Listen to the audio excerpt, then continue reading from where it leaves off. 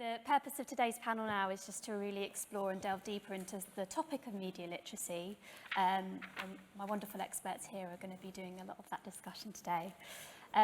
Julian, I wonder if I can kick you off first with a general question really in terms of where is the UK currently at with media literacy? Are we taking a broad enough view? No. So I'd like to start by, first of all, that was amazing, and I was running out, making my notes, thinking she said that, she said that, she said that. So much of what our keynote speaker said was what I would also say in the UK context. But I'd like, if I can, to take us back to 1957, Hunslet, just outside Leeds in the north of England, where Richard Hoggart writes The Uses of Literacy. What he does when he writes this book is he talks about literacy as a kind of double-edged sword, right? You have the mass population becoming more literate. We talked about the conception of literacy changing, and that's in itself clearly a good thing. But with it comes opportunities for people to see the literate population as an audience, but also as a market. So he wrote about social mobility, education, all of the very good things that come with literacy, but he wrote about challenges, risks, and the need for people to be critically literate to be full citizens. I want to take us back as well to a painting by Henri Magritte. I can't show it, I would if I could. This is not a pipe. I won't do the French or the accent, but you know that painting? It's a painting of a pipe. This is not a pipe. And I want to say that in the 21st century, 22 in the UK, data is not a pipe. Algorithms are not pipes. Why do I say that? Because just as Hoggart was writing about the need for critical thinking about print literacy, television, mass media culture, now we're in the age of the algorithm, we're in the age of data, and these things are not neutral. They are human constructions, they are representations, they're not pipes. So to answer your question, and to go back to the keynote, regulation and education are both needed, but what's needed is for education to drive this change, in my view, and I think I share that with our keynote speaker. In our research centre where I work, we developed a theory of change for media literacy, which goes from access to awareness to capability to consequences. And that part, teaching young people to be aware of the consequences of how they use their media literacy in the media ecosystem with the desire to change it for the better, is at the heart of the work we do and the research we do, which is the kind of research that was mentioned as being more about education than effects. And how do we do that? We talk about a third space, and a third space is between children and teachers, so that children can bring their media expertise into a classroom and teachers can say, I don't know about all this stuff you know about, I don't know much about TikTok, I'm a bit scared of it, but I don't really understand it, but I know about critical thinking. So you can share your expertise in TikTok with my expertise in critical thinking in this third space. Parents and children can work together in a third space. Families and education, education and regulation. So these are dynamic in-between spaces where productive things happen. It's great that DCMS, Ofcom, Parent Zone, lots of organisations in the UK right now are really interested in media literacy. Nothing about that is anything but positive, but I think the focus is too much on regulation and harm and not enough on the things that you mentioned in your fantastic talk. Thank you. Thank you, Julian. So I wonder then if I can pose a question to you, Faith, in terms of how do we get to that point, the reframing around media literacy and getting people to understand that actually it is about education as much as regulation? There's never just one way. So if what we're talking about, and I'm really serious, is real societal change. And for real societal change to kind of be pushed in any particular direction doesn't take, if you view society as like this big thing, if you just push from over here one little thing, it's not going to go very far. You need a whole line of things pushing all together to move it forward. And so there isn't ever just going to be one strategy. I mean, clearly one is that at the policy level, we have to frame the question accurately, I think. And I'm not sure we've done a great job of doing that so far. The second is We have to give people actionable strategies with the current skill sets they have, and then help them build better skill sets, right? So one of the mistakes that parenting movements have made with media literacy over the years, starting back when it was around television almost exclusively, was, we came up, I wouldn't say we, because I always hated this phrase, co-viewing. Just co-view with your child. And I never met a parent who used the phrase co-view. That was a research term, right? And all we said was, yeah, just view together with your child, and it wasn't what we meant. And most parents couldn't do it. They were parking, this came out of Sesame Street research, actually, that where Sesame Street found that, in fact, the better that they made their show, the more parents trusted it. And you would think that's a great thing, but in practice, what it meant was, so parents felt comfortable leaving their kids alone in front of the set, watching. And what the makers of Sesame Street wanted was for parents to be engaging with their children around that show, right? So we're not even communicating what it wants. And then we have to say, well, when you say engaging with the show and your kids, what do you mean? We have to help parents learn to have conversations with their kids. What kinds of questions do you ask?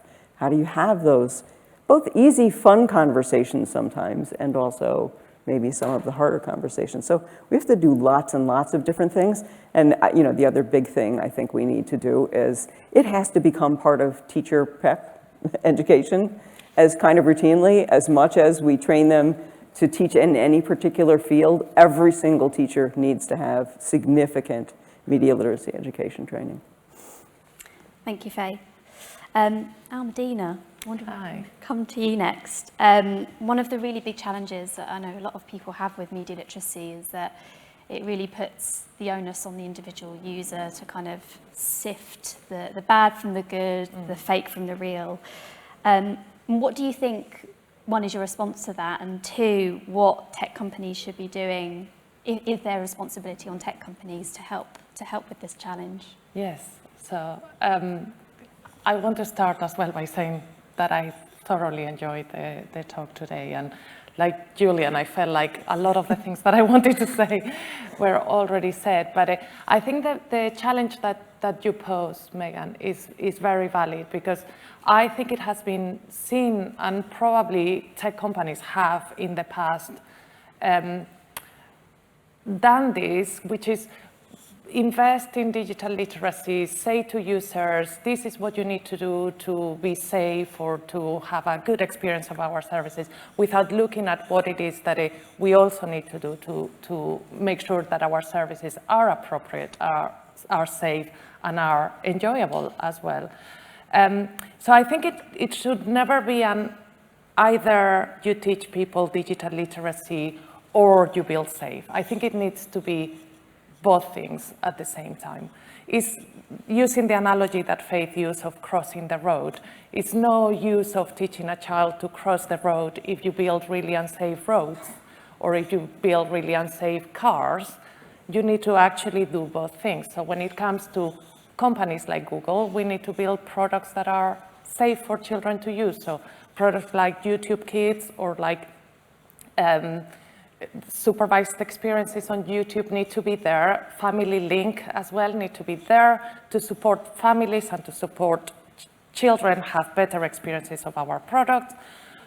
We need to have better defaults for all children under the age of 18, and I think the sector is moving in that direction. Google has made lots of progress in the past 2 years in this space.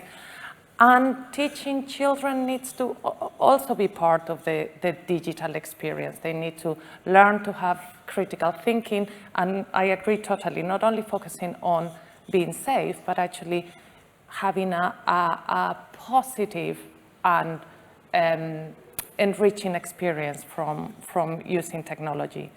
But from the question, I think there are 3 things that I want to also point out. One is that we often say it's about teaching children to digital literacy. I think I would agree with the other speakers that that needs to also involve parents and it needs to involve educators. You cannot just teach children. It needs to be a whole experience and bring everybody together. The second is that you cannot just teach to children. You need to actually teach with children and learn from them as well. And they need to be part of the programs that you build, and you need to actually meet them where they are. And that brings me to the third point, is that we need to work with experts like Faith, who has been supporting the Be Internet Awesome program, and be mindful of the impact. So always look for what has impact and what doesn't have impact, because teaching digital literacy for no purpose is of no good, other than maybe to just be able to come here and say, we have a program, Be Internet Legends. What we need to make sure is that actually it has the intended impact. So I'm delighted to be working with experts in this field, and very grateful also to Vicky and Parent Zone for the support in reaching out to children, parents and educators with the Internet Legends. And I couldn't agree more, I think, from the Be Internet Legends programme, but also my time as a primary school teacher before joining Parent Zone, is you learn so much from children, and I think that's what we need to remain kind of at the focus of not just this particular debate, but lots of others around pedagogy and education, is keeping them front and centre. Julian, whether I can come to you next. Almudena touched on learning for all ages. Is there a point where media literacy ends? I mean, no, it's, cliche to say it's lifelong learning. So, I'm a professor in all this for what it's worth, but still learning every day. And, that's kind of an obvious thing to say. But I also think it's important to think about, it's an ecosystem, media and digital ecosystem that we're all living in. And what we're trying to get at with our research and our theory of change is this idea of more media literate people actually change the ecosystem, so the ecosystem becomes healthier, so the problems you're facing reduce in time. But that's going to take a long time, and one of the problems we have in our country, in our politics, in our education, is we don't get much time to plan and move forward and look for sustainable change, right? So to kind of answer your question and link it back to that idea of being agentive and dynamic in the ecosystem, the analogy I would use is a bit like the vaccine for COVID. It's, unfortunately, we know it doesn't do that much to reduce transmission, but it certainly does a hell of a lot to reduce the impact of the disease.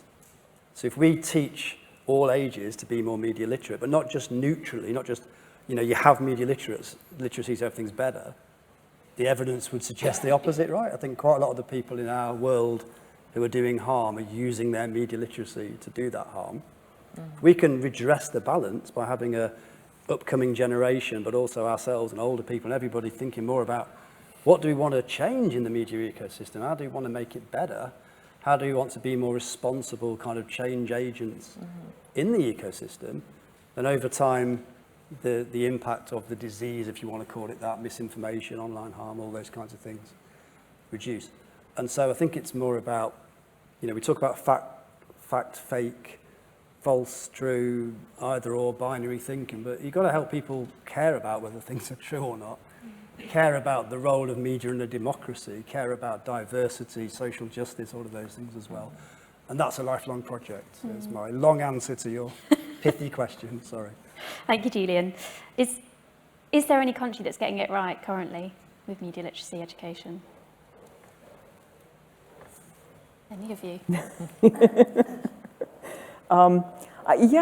There are projects and bits and pieces and individual schools and stuff all over the globe. I mean, really all over the world, who are doing really wonderful things. And compared to when I started in the field, we now teach very, very differently. I mean, when I started, which was more than 30 years ago, nobody ever raised the word reflection, which is, I kind of think, Julian, what you were talking about, this whole, we need people to think about not just do I have the skills, but how am I using those skills? And am I using those skills in an ethical construct that makes sense? And am I thinking about how it impacts the society at large, individuals, all of those kinds of questions became a really important part of it. Also, I think much more recently, the recognition of the emotional component that didn't used to exist. It used to be this very kind of intellectual logic and reasoning kind of critical thinking skills. And now we understand that the way you respond to things, especially first, is initially as an emotional response. And that instead of ignoring it and saying, well, we'll just replace that with logic, it's like, no, actually, let's be aware enough that we monitor our own responses and we begin to understand where they come from. Why is that affecting me that way? And why might it affect somebody else differently? And that helps me understand them better, and then we can go from there. So yes, there are people who are doing all of that, and that's how the field has grown, and it has grown a lot. So I actually have a lot of optimism that we can push this quite far, and that we're in a very good moment to do that. And just to add to that, my observation is that it's often the case that programs are immersed in the curriculum as a one-off, and I think we need to really build from that into this being part of everyday life, everyday conversation. Maybe this, I'm a professional in this space, but like with my children, I find that there is not a day passes by without a teachable moment and an opportunity to have a conversation, for me to learn from them as well. But I think that requires a level of skills from the adults around the children as well that cannot be overlooked. And I think we need to work with the whole of society to empower everybody in society to be able to have those conversations. Many of the adults today didn't grow up with the digital connectivity, the type of digital connectivity that we have today. And for many, it is overwhelming and it's scary. And the reaction is to try to put boundaries and to try to prevent children from engaging with it because they don't know it and because they themselves are scared from it. So we really need to work with everybody and not just as a one-off lesson in the curriculum that is given by an expert teacher that comes in and is parachuted in and doesn't actually help to develop the fabric of the conversation that needs to be happening all day, every day for it to be really effective. Yeah, thank you, Almudena. Do you want to? Yeah, just quickly, I would say in the UK we have a really good opportunity to get it right, but there's a risk we're about to get it wrong. So the online harms work, there's media literacies in and out, oscillating around that. And there was an all-party parliamentary group who made a series of recommendations recently for a media literacy education bill, which is very exciting. This would put a media literacy specialist in every school. It would mandate it in policy, but whether that will make it into the bill is, up for grabs. And also, there's this elephant in the room in the UK, which is media studies. And I work a lot with media teachers, and we know that there are issues around the credibility and the reputation of that subject, but you've got hundreds of teachers in the country who teach all the things you were talking about every day. Now, whether it should be a separate subject, whether it should be a cross-school, of course, needs to be discussed. Certainly media studies as it is now isn't necessarily what we need. It needs reforming. You don't want to ignore that group of professionals, do you, from this conversation? So that's really important, I think. Thank you. So we've got a question here from someone on Twitter, and Faith, I might pose this to you if that's okay. We talk a lot, and you touched a lot of this in your speech, about helping parents and adults, that kind of wider ecosystem, to move from that place of fear around online safety into a much more positive one. How do we do that? How do we really help parents to feel more positive about all of the opportunities that are available to their children, and for their children, therefore, to become more media literate? Again, the answers are always going to be kind of a version of all of the above, that there's a whole bunch of things that we need to do, and we can provide information to them that demystifies a little bit in all kinds of forums. We have to reach them where they're at. So whatever they're paying attention to, that's where we need to be talking about it. I also think it's a matter of, when I always get anyone who does this and who deals with young children always gets the question of, so at what age can I get my kid their first phone, right? Some version of that question. And I always turn it around and say, it's not about the child, it's about you. It's when you're ready, right? Because you're the one that's going to have to be engaging with this child to monitor. There's a parenting specialist, Devorah Heitner, who says, what we want is mentoring, not monitoring, right? So when you're ready to be the mentor, and so if parents could step back for just a second and say, oh, this isn't about what I need to give my child, it's what I need to learn as a parent, but also just as a citizen, I mean, a person out there, right? That we all need these skills. So I think there are lots of places that we're going to need to be upping the game in terms of our conversation about this.